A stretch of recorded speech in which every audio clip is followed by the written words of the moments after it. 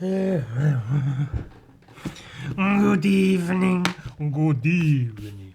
Hello. Oh, hi. Oh, it's so good to see you. I got this. I should clean my nails, shouldn't I? I usually do before podcasts, but this is already late. I'm recording this on a Friday evening when usually by now I prefer to have the podcast up and ready to go, but I've been sort of swamped this past week. So apologies if you've been waiting for it, sitting around going, when the bloody hell is Ewan going to upload his fucking ass podcast? What a shithead he is. Well, come on now. I might be able to have this up still on the Friday, but we'll see. This is a sketchbook I got for Christmas from my friend, and it's a nice one. It's a bit floppier than I'm used to, but it's nice quality. It's got an elastic band holding it together. As I say, I got it on Christmas, and I've been meaning to start drawing in it, but have, since leaving my day job doing art for a living, all the commissions and things. Oh, sorry, they're testing the fire alarm. Sorry, they were testing the fire alarm in my building, so I got a bit distracted. I've been too busy to actually play around in a sketchbook for the longest time now, which is a damn shame, because just drawing for the sake of drawing in a sketchbook, filling it up all nice, is something I like to do, but I've not been able to. So I'll do a bit now. First page, I'll get a start, and I've done some videos using dirt cheap art materials. So now I'm going to use horridly expensive ones because I'm that sort of prick and I can just flaunt my great wealth at everybody and say, hey, look, brush pens. No, they're not really that expensive. They're just, Also, some of these might not even work because I had them for quite a while, so we'll see how that goes.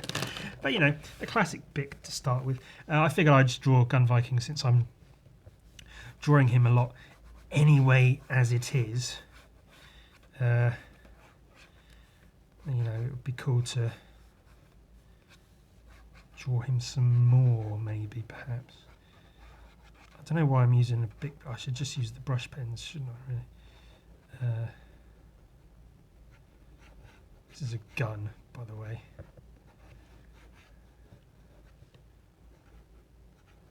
Let's make that a little clip.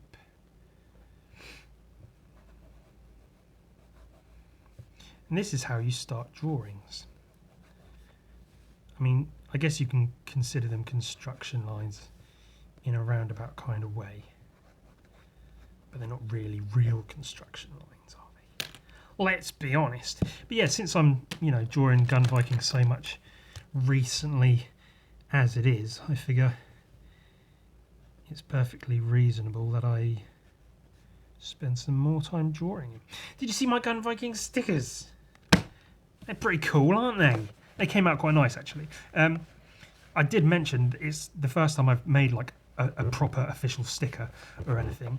I made them with Sticker App, which I guess is a website. They're based in a Nordic country, which is good because, Vikings, I have that heritage and it seems appropriate, does it not?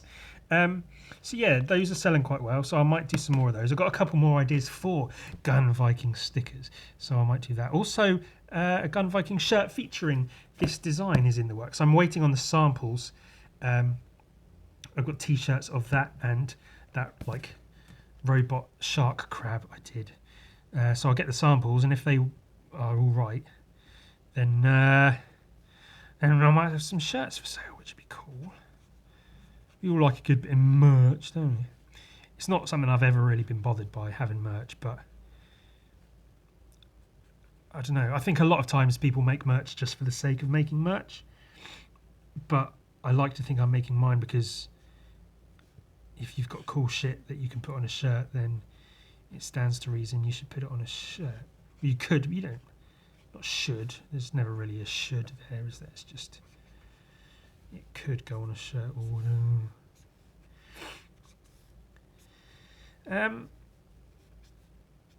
Now, Gun Viking, my very first idea for Gun Viking, if you're interested, was to actually have two, because I drew a Viking with guns and he was going to have blue skin, and then I drew a Viking superhero who looked like Gun Viking. He had the purple suit and the red V. But then somewhere along the way, I sort of obviously merged them. Probably for the same reason I made the setting in like a vacant snowy landscape, in that it's just easier to draw that way. So if there's one character instead of two, then it's easier to draw a comic like that. You see, not laziness, but just, you know, it's a practicality thing, isn't it? And also a little bit of laziness.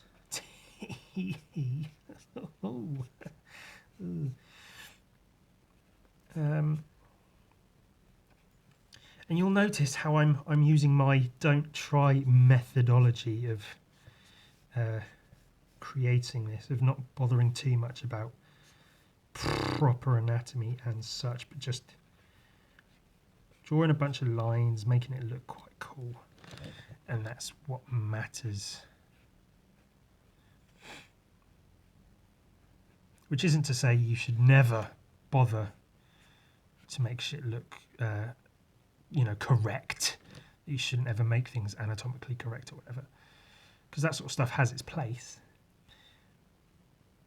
But for the most part, if your art doesn't look good, if it's not interesting to look at, then what's the point?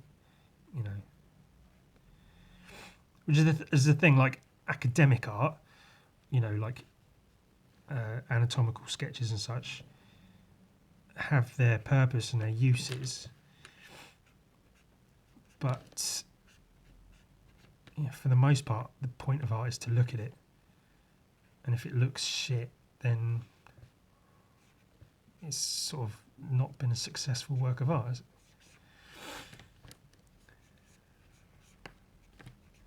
I'm not sure exactly what I'm doing with this gun, but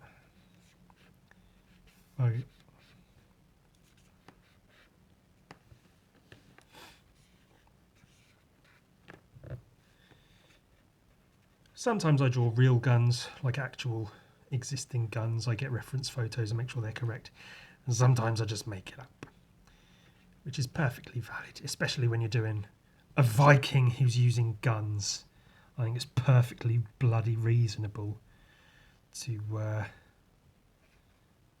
make them up, to have not real guns. Yeah, somewhere along the way, he lost his V. Part of that was for the story, because he had his fight with the old Mountain King, and then he got busted up, had some bandages and things put on him.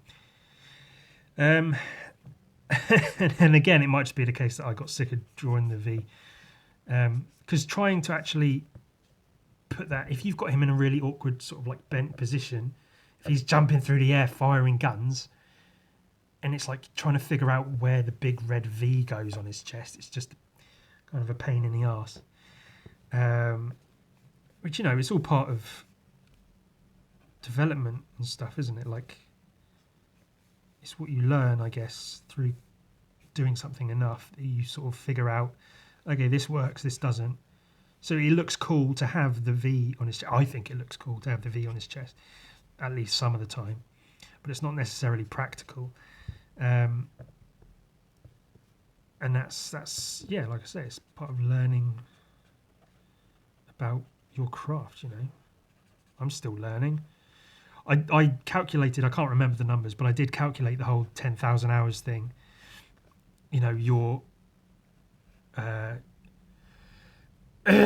what is it? It takes 10,000 hours of working at a thing to become a master of that thing.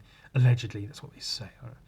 And I did the math to calculate that into, like, you know, how many days that is, and say if you were to spend 6 hours a day drawing, how many days of 6 hour days would it take to get 10,000 hours, etc., etc. I can't remember any of it. I didn't write it down. I just did the math quick on a the calculator app on my phone just for the sake of it. I was curious as to what the numbers would be. But yeah, I don't. Even if you put in the 10,000 hours, you're still, you might have mastered the craft, like the physical act of drawing. But there's always there's plenty to learn. You're still learning with every piece you do, which I think is not to toot my own horn, but I think that's a sign of a real sort of like master or whatever. Is I'm sure. And you do see it in interviews and stuff as well with top artists. I was recently watching some with Kim Jong-gi, and even he says he still messes up and he's still learning. He can still only produce sort of an image that's a certain percentage correct to what it is in his head, because you can never get it 100% accurate. And that's so even the greatest artists will tell you you're always learning. You can consider yourself a master, but you'll still fuck up, make mistakes, and there's still a lot to learn. Probably.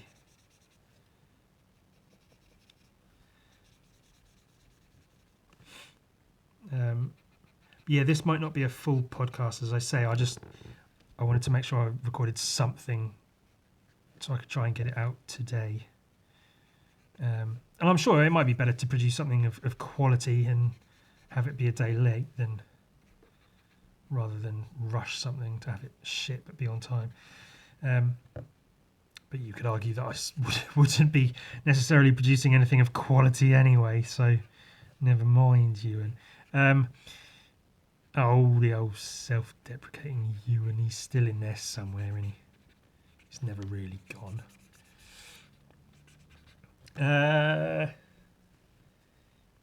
And your mother's cut.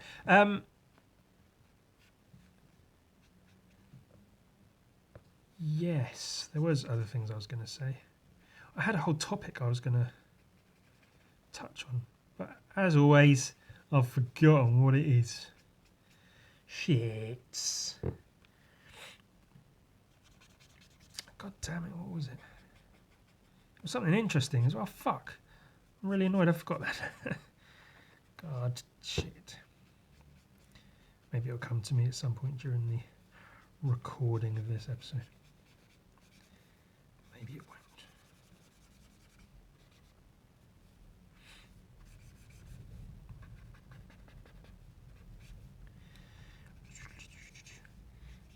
So what have I been doing that's been keeping me so busy? Well, I was making a very nostalgic playlist of songs I used to listen to when I was a teenager. I was skateboarding and stuff, which I try not to do too much. I try not to get too nostalgic, especially lately with my, trying to keep a positive attitude about everything.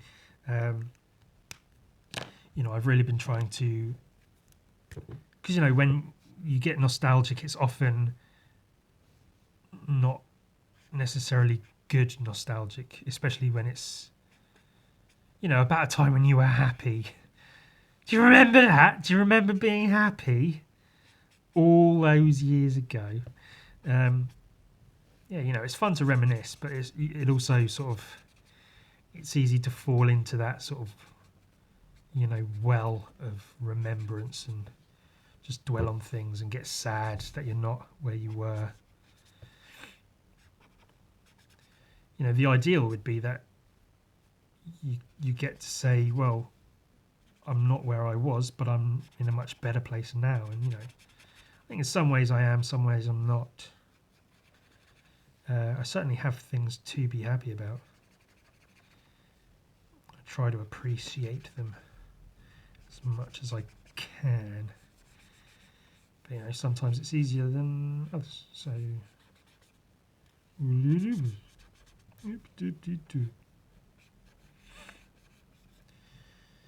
I think more of this shading might be easier to do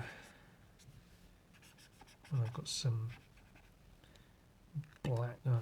Just get this gun at least.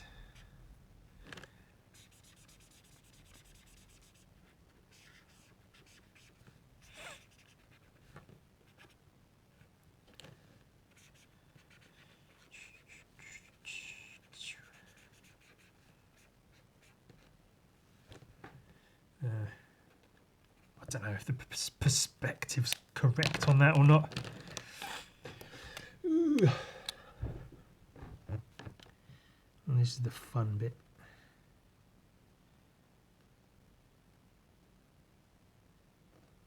You might notice I'm using a brush pen as opposed to the old big pens. I'll have to show you sometime soon.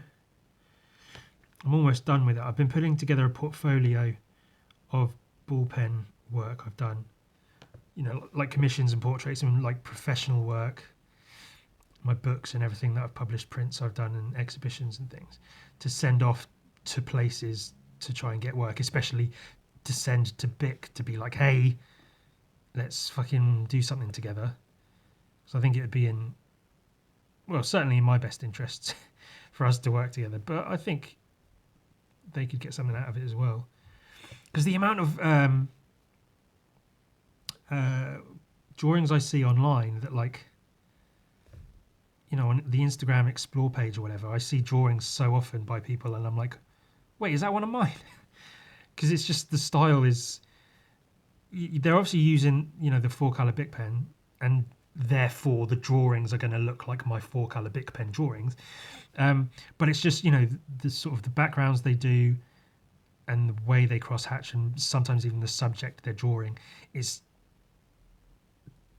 too similar to mine to not think that it might be influenced by me. I'm not suggesting everyone who draws with those pens is obviously copying me, because they very well may not be, but quite often there's just enough about the drawing that I can kind of tell there's some kind of influence from me there, which is cool. You know, I'm not mad. I don't care. I'm happy for people if that's what they do. I'm not going to start, you know, demanding they credit me and, you know, telling them to stop if I don't like what they're doing or whatever. I'm glad for it, but also it's to my benefit, I guess, because I can say that to BIC. You know, the amount of people who have obviously been at least in some kind of way inspired or whatever by the drawings I do, enough to do it on their own. And again, well, not again, but on top of that, the amount of people who have probably bought Bic pens based on me fucking going on about them all the fucking time, that they, I mean, I'm sure to a worldwide company like BIC they probably don't notice, but that's something, isn't it? It's extra sales because of me. So yeah, I think it's definitely in their best interests to do something. I think, you know, if I can get BIC behind me, then, you know, it would be cool to release like an official art book of ballpoint drawings or whatever, like a nice, decent, like this, something like this, these sorts of dimensions, a nice chunky hardback book full of ballpoint drawings and, like, you know, photos of my pens and my desk, me at work, whatever, like a decent art book, you know, with the BIC logo on the spine and the back and whatever, to show it is put together or published by BIC or whatever.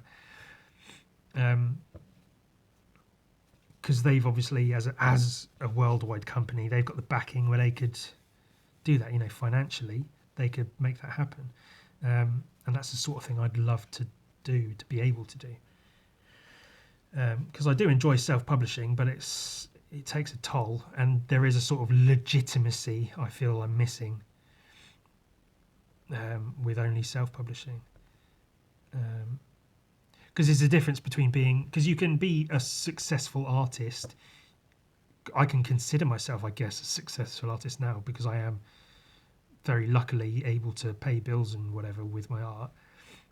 But there's a difference between that and being a commercially successful artist, which, you know, doesn't matter. It's not like deathly important, but it is certainly a goal I'd be happy if I were able to achieve. Not that I wouldn't be, not that I'd be unhappy if I couldn't. You know, I am sort of able to be content with my lot that I have to a degree, but I would like to have an official, like, published book, or multiple published books or whatever, and just to be able to say I work in partnership with BIC officially, and they back projects and things like that would be cool, you know. But sort of getting away from the point I was going to say, was the portfolio is quite a cool one. I made one before, but I lost it when my laptop died. It's all on one page, so it's like quite a long, thin image that you scroll down. So it's just a collage of ballpoint drawings.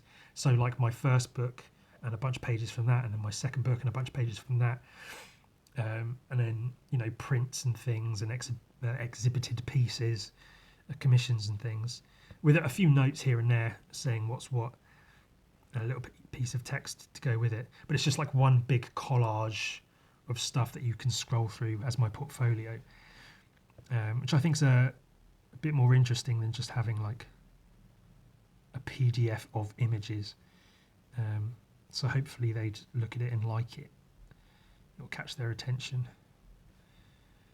and then they'll want to either give me some money or work with me, because it would be cool, you know, to be sponsored. I guess even if it's like, you know, I get an amount of pens and I get to say I'm sponsored, and like if I run out of pens I can call them up and say, hey, send me some more pens or whatever. I don't know exactly how official sponsorships work, but I assume something along those lines. I don't know. I've also not been sleeping great, so you'll have to excuse me. Oh shit! That's actually exactly what I was going to... Fuck! Okay, so there's me apologising if I'm boring because I haven't slept. So what I was saying earlier about... I forgot what I was going to talk about. I was literally going to talk about the fact that I'm trying to apologise less. Like that was actually the subject I was going to sort of bring up. Partly for like my own benefit, not that I want to try and be arrogant, but I want to try and be more sort of like confident and me focused, and, you know, not arrogant, but I don't know the exact word to use, but just sort of, yeah, a bit more confident. And with regards to that, to apologise less. So if I come up with a video and it's not my best video, I think a lot of people do it. It's an easy sort of trap to fall into, where if you feel it's not your best work, to as soon as you put it out there, you send it out with a disclaimer saying, sorry, this isn't very good, I've done better, I swear, please judge this based on knowing that, you know, I've done better, I haven't slept well, and you know, my lamp wasn't working, so I didn't have the correct lighting, but I tried, and or I think it's far better for everyone, for the people seeing the content and you putting the content out there. It's far better to just throw it out there and as it is, and just say this is whatever. If someone brings up a point and say, hey, the lighting isn't very good in this video, or whatever, the sound quality, as for one or two of mine, then you can respond to those and say, oh yeah, you know, I had issues with this and this, I don't have the equipment right now. But I feel not that it shows weakness, but like,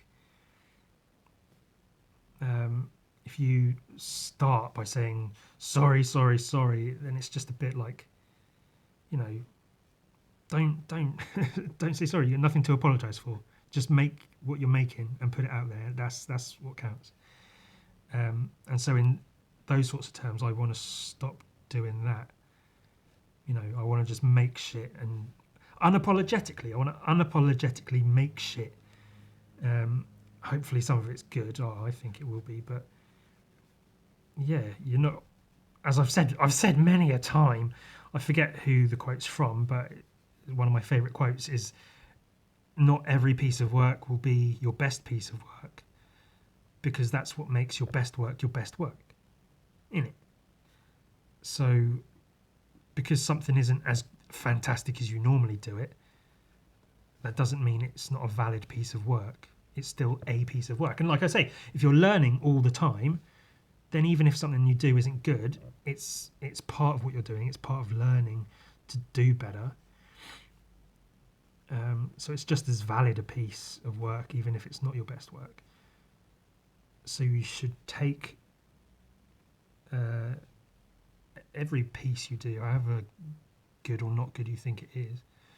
And chances are, like 99% of the time, if you put out a piece of work you're not happy with, no one else will notice. You'll be the only one who knows whatever's wrong with it. Which doesn't mean you should ignore those, things that you're not happy with. But if you notice that no one else is noticing, you can at least go, okay, well, it's not as bad as I thought. Because it's happened before where I've uploaded a drawing or whatever that I know I'm not happy with. Like this particular part of it, I think it looks shit or whatever. But I put it out anyway just because I'm like, I need something to post. And I post it, and I've had it happen where someone said, this bit of the drawing's a bit, maybe not your best work. And I've said, yeah, you're absolutely right. I'll do better next time, But again, not to apologise. I don't want to say, yeah, I know, sorry, I'll do better next time.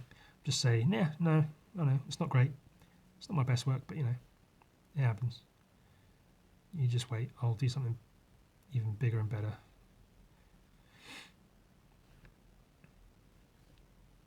And I think I had that issue a lot, and I know a lot of other sort of like art doers have, is if you do a piece of work that you really feel isn't your best, it's really easy to get discouraged. Like if you create something really good and you're really happy with it, and the next piece isn't as good as that, you feel like you've lost whatever it was you had that allowed you to create good work, which is really, it's a really easy thing. It just happens. It's just an emotion, isn't it? But you've got to learn that that's just how it goes. You've got to just push through all that shit and just keep making shit, ultimately. The world needs good shit in it, so make good shit.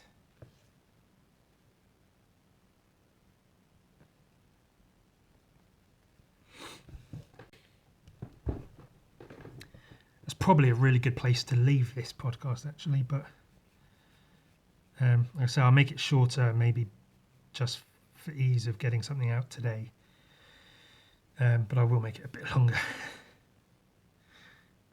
Again, not to apologise, but I just don't want to feel like I'm, like cheating my audience.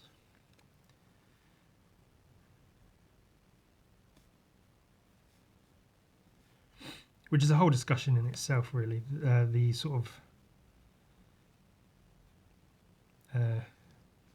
making work for yourself / making work for an audience.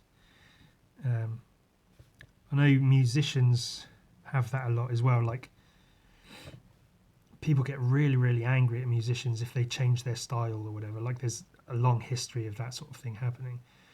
And it's a difficult one because it's like, on the one hand, they're creators and they're creatives, so they should, if they feel like,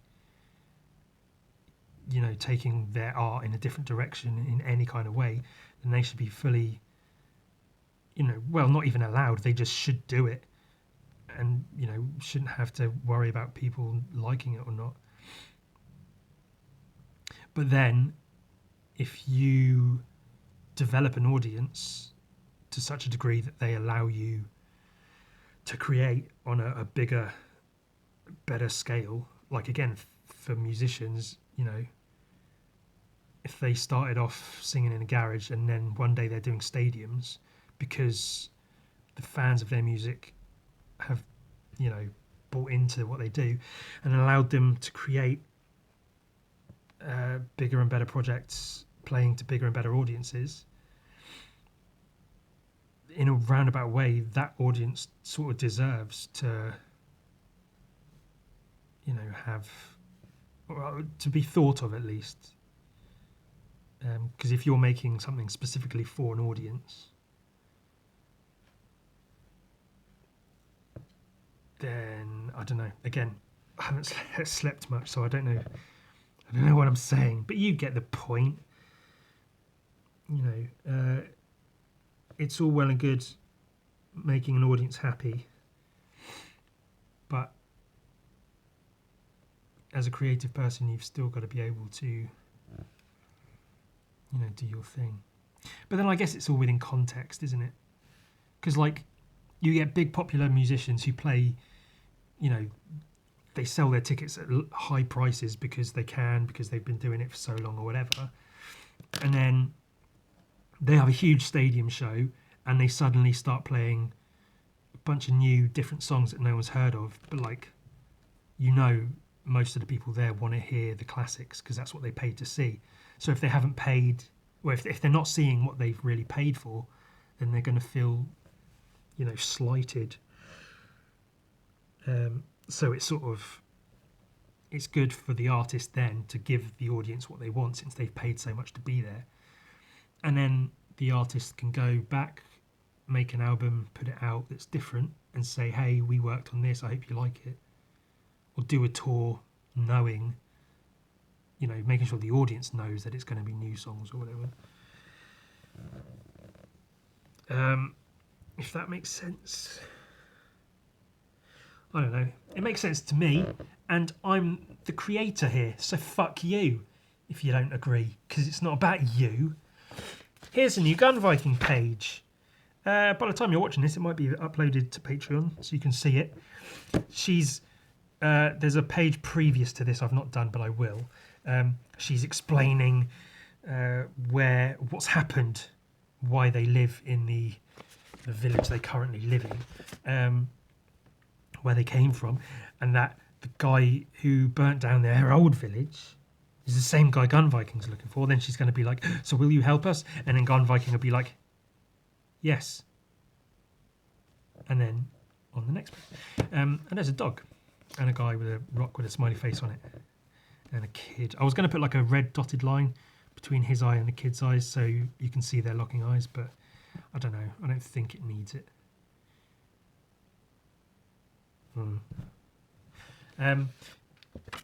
So the next page will be quite a fun one. I've got these weird steeds, these weird blue monster steed cattle things I'm going to be drawing to go in that next page. So that'll be quite a fun one. They'll feature in a few pages. It'll be quite funny.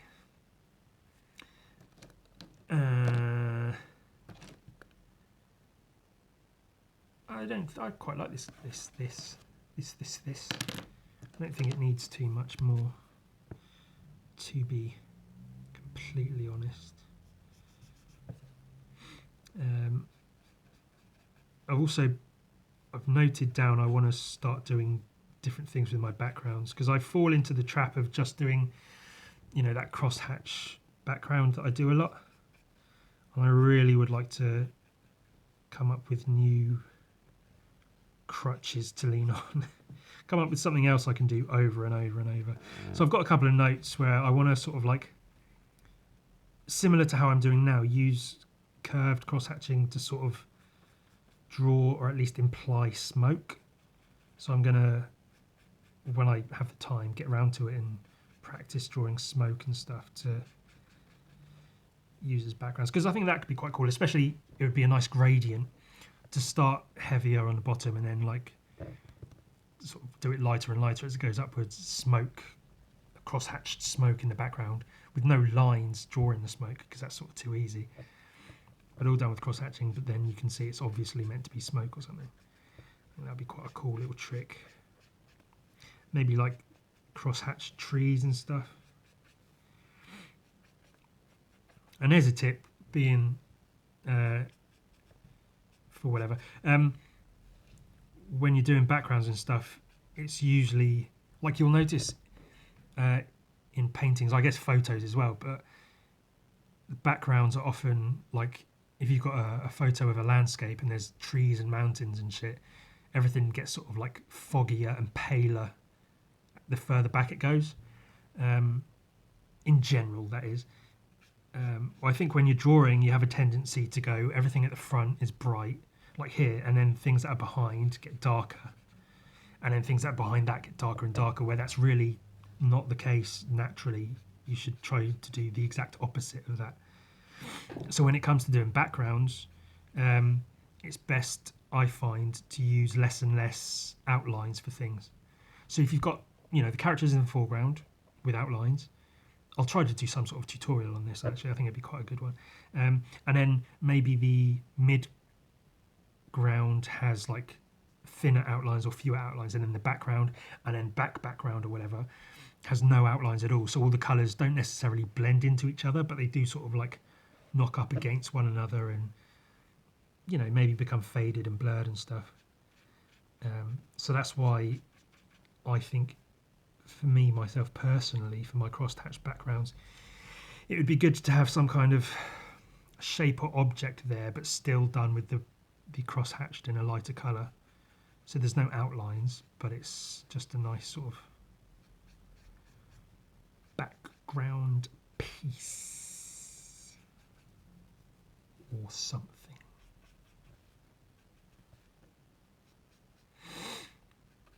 I will try and get some more video tutorials done soon as well. Again, making that nostalgic playlist sort of like took up a lot of time, so I haven't had time to do much else. Apologies. Oh no! Shit, no apologies. I'm not doing that anymore. I'm stopping the apologies, so you'll get no more of that from me. Well, you might, if I feel it's legitimately sort of necessary to apologise for something. But I am trying to, like I say, walk around with a bit more confidence,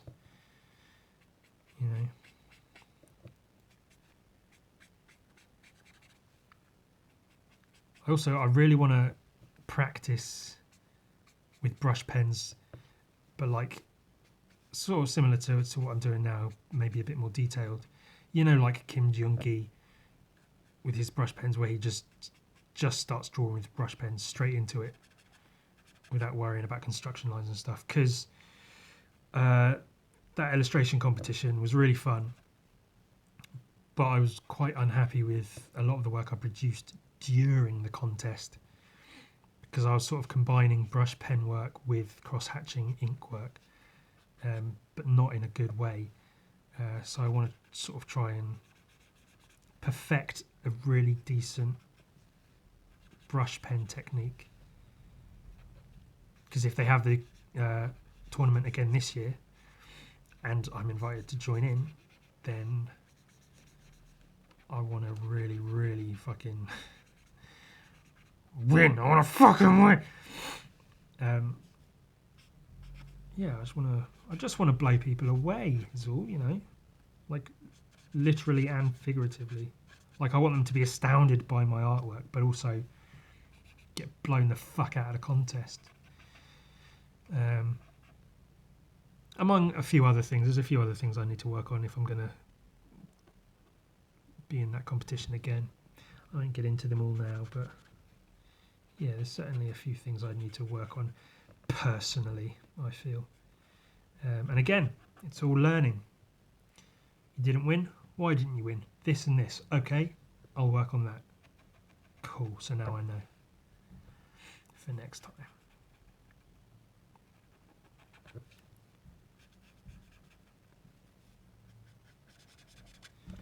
I think I'll leave this guy as he is for now. That's quite a nice, very first page in the book. A nice Gun Viking.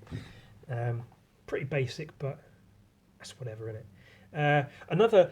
At some point, I've literally just noticed in my pile of books, for a while, I've had this. The Scotty Young I Hate Fairyland adult colouring book. I've done a couple of pages. This is quite a fun one. In ballpoint pens. A bit of felt tip pen for the orange there, but I do have orange ballpoint pens now. I didn't then, so I could switch that up a bit. But it's quite fun. It's just pages from his comic book, but with the colour taken out, so you can colour them in yourself. And there's another one I did a bit of. It's quite cool. So I don't know, it might be quite cool to do one of these for a podcast at some point, or if nothing else, just a video. That's quite a cool one. She's all dead and shit, and that's quite a cool one. That's a very me one, I feel. I might photocopy that actually, because that would be quite a cool one to paint. But I do want to colour it in ballpoint as well. So yeah, I like that. I like that a lot. So that could be fun to do, to look at, to watch. Yeah. I don't know how much else to do or say. Oh, I'm tired. I should go to bed. I've been nocturnal, basically. I missed one night of sleep, which happens occasionally. But usually I'm at work, or I'd have my day job, so I'd go to work and then just deal with it and then sleep when I get home, so it's fine. But then being at home all day, I look at my bed and go, oh, that's nice. I'll get into that. And then I go to bed and then I sleep during the day and I wake up at night. So this whole past week, I've basically been nocturnal, sleeping through the day and awake at night. But it's almost 7 o'clock right now in the evening and I'm still awake. So if I can make it another 2 or 3 hours or so, stay awake, then I should be okay. And then over the weekend, my sleep should even out a bit and I should be doing a bit better. Get more Gun Viking done. I'm a little bit behind on that because I started a bit later into the month than I wanted to. So I've got to start up on commissions again as the March starts and still try to get more Gun Viking done. And then we'll be on to some good shit. Yeah.